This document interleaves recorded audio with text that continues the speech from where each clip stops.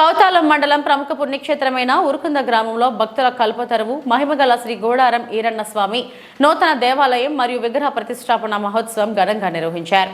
భక్తుల సహకారంతో 12 లక్షలతో నూతన దేవాలయం విగ్రహ ప్రతిష్ఠ చేసినట్లు గాది లింగప్ప స్వామి నాగేశ్వామి తెలిపారు. 3 రోజుల పాటు జరిగిన గోపూజ, గణపతి పూజ, హోమం, యజ్ఞం, నవగ్రహ మంత్ర పుష్పం, వేద పండితులు పూజలు చేశారు.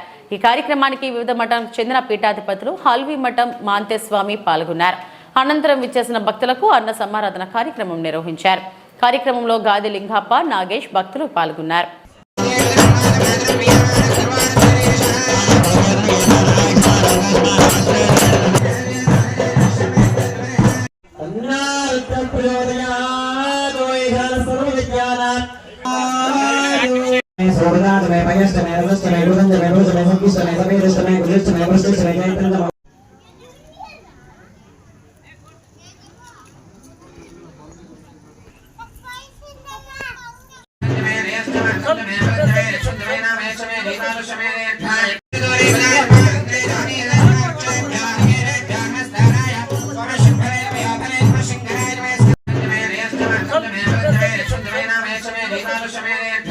దాదాపుగా 16 సంవత్సరాలు అయిపోయింది.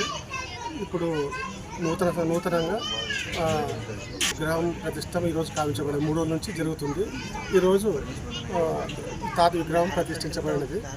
తాత భక్తులకు కోరిక మేరకు వాళ్ళ సమస్యలను ఎన్నో పరిష్కరించినాడు.